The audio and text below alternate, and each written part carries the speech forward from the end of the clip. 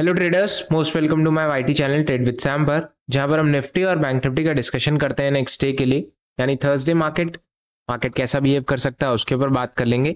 कल निफ्टी और bank Nifty की एक्सपायरी है तो उसके ऊपर भी बात कर लेंगे, मार्केट कैसा बिहेव करेगा। ऑलराइट, अगर आप ध्यान से देखोगे कहीं ना कहीं आज एक फॉल देखने को मिला है और टॉप से ही लगभग 3 दिन से 22,600 की रेंज में एक रेजिस्टेंस अच्छा खासा बना हुआ है, जहां से मार्केट एक बार बार रेजिस्ट होने की कोशिश कर रहा है और फॉल लेने की कोशिश कर रहा है। आज कल अगर आप ध्यान से देखोगे ना, कल के दिन भी फॉल देखने को मिला था बट उसका असर कुछ खास देखने को नहीं मिला।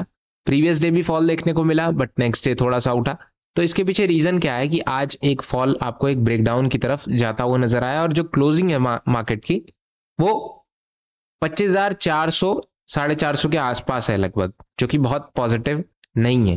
ऑलराइट, अगर आप ध्यान से देखोगे कहीं ना कहीं 25,500 के ऊपर मार्केट को टिकना था बट 2-3 दिन तो टिका रहा लगभग लगभग। अगर आप हिस्ट्री उठा के इसकी देखोगे तो कहीं ना कहीं जब इसने 25,500 को ब्रेक किया तो नेक्स्ट डे 25,500 पे ही क्लोजिंग की, वापस नेक्स्ट डे थोड़ा बहुत ऊपर एंड आज के दिन वापस से एक ब्रेकडाउन देखने को मिला है।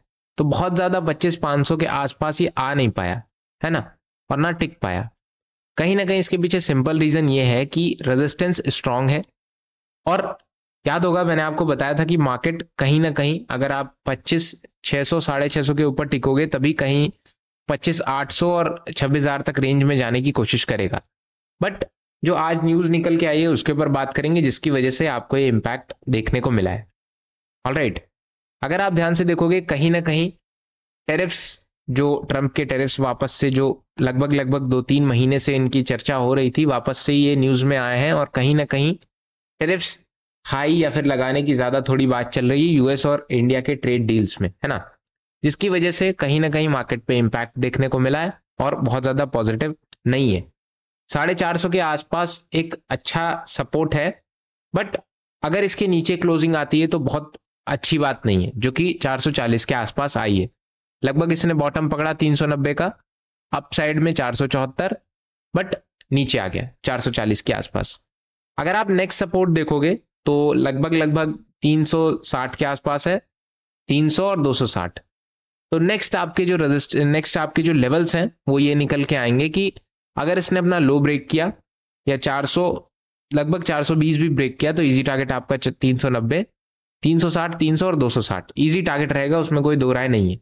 बट अगर लो ब्रेक नहीं करता है, कल के दिन एक्सपायरी है, मार्केट में अगर अपसाइड में मोमेंटम दिखाने की कोशिश करेगा तो बहुत ज्यादा हाई चांसेस हैं कि ये ना जा पाए, क्योंकि 500 से लेकर के 600 650 इन सब पे रेजिस्टेंस सेल करने के लिए ही यहाँ पे कॉल राइटर्स बैठे हुए हैं। ऑलराइट, और कल एक्सपायरी भी है, मंथली एक्सपायरी है नहीं तो उसमें बहुत ज्यादा कोई दिक्कत आने वाली नहीं है। मार्केट अगर ऊपर आएगा तो हो सकता है रेजिस्टेंस हैवी होने के कारण ऊपर से ही सेल हो जाए। ऑलराइट, अगर आप ध्यान से देखोगे कहीं ना कहीं आज भी ऐसी चीजें, ऐसे ही मौके देखने को मिले, जैसे ही एक रेंज में आया वो बहुत हैवीली फॉल होता हुआ नजर आया, जिसका साफ मतलब है कि मार्केट में ऊपर से अच्छी खासी सेलिंग देखने को मिल रही है। तो बहुत ज्यादा चांसेस कम है कि ऊपर जाके आप ब्रेकआउट का इंतजार करो या तो आप बॉटम से बाइंग करो, सिंपल सी बात है। ऑलराइट, अगर आपको ब्रेकआउट का इंतजार करना है तो कहीं ना कहीं एक दिन ब्रेकआउट हो जाने दो, नेक्स्ट डे आप प्ले कर सकते हो, उसमें कोई दो राय नहीं है ना। अगर आप ध्यान से देखोगे 390 अगर ब्रेक होता है, जितने भी नीचे के लेवल्स हैं वो इजीली अचीव हो जाएंगे, क्योंकि ऑप्शन चेन में भी अगर आप देखोगे तो जितने भी पुट राइटर्स हैं 450 हो गया, 500 हो गया, 600 हो गया, यहां पे अच्छे खासे ठीक ठाक बैठे थे बट एक लास्ट मौके पे ये भागते हुए नजर आए हैं, जो कि कहीं ना कहीं एक सिग्नल दे रहा है कि कल एक्सपायरी है। ऑलमोस्ट अगर आप देखोगे ऑप्शन चेन पे तो अगर हम यहाँ की ऑप्शन चेन देख लें, 3 तारीख की एक्सपायरी है, कल 3 तारीख है। ऑलराइट, जितना भी वॉल्यूम है या ओआई है वो लगभग लगभग कम होता हुआ नजर आया है जितने भी बड़े लेवल्स हैं वहां से। 500 के आसपास थोड़े ज्यादा अमाउंट में है, 400 पे है बट इतने भी ज्यादा नहीं है जितना पहले थे, है ना। तो ऑलमोस्ट कम होता हुआ नजर आया, उसमें कोई दो राय नहीं है। अगर आप लेवल्स की बात करेंगे तो सबसे जो स्ट्रॉन्ग रेजिस्टेंस है वो 500 से 600 के बीच में है एंड सबसे जो स्ट्रॉन्ग सपोर्ट है वो 390 से 360 के बीच में है। अगर ये ब्रेक होता है तो इजी टारगेट आपके 260 से लेकर के 180 तक जाने की कोशिश कर सकता है। ऑलराइट, आज का जो चार्ट पैटर्न है वो बहुत ज्यादा कॉम्प्लिकेटेड नहीं था, बट कहीं ना कहीं एक कंफ्यूजन था और काफी ज्यादा कंफ्यूज मार्केट था, क्योंकि अगर ये नीचे आ रहा था बॉटम से बाइंग होने की उम्मीद थी, बट कहीं ना कहीं नहीं हुई। तो ऑल ओवर एक कहीं ना कहीं सिचुएशन ऐसी थी कि मार्केट में बहुत ज्यादा चीजें पॉजिटिव नहीं है। ऑल ओवर भी बहुत ज्यादा चीजें पॉजिटिव आजकल नहीं चल रही, तो उसमें कोई वैसी बात नहीं कि मार्केट में एक वीकनेस टाइप सिचुएशन बनती हुई नजर आ रही है ना। अगर हम बैंक निफ्टी की बात करेंगे, बैंक निफ्टी सिंपल है, बहुत ज्यादा इसमें कोई चांसेस या ऐसे नहीं है कि मार्केट तो वीक है, नो डाउट। बैंक निफ्टी में भी जो मोमेंटम देखने को मिला है वो बहुत ज्यादा पॉजिटिव देखने को मिला नहीं है ना।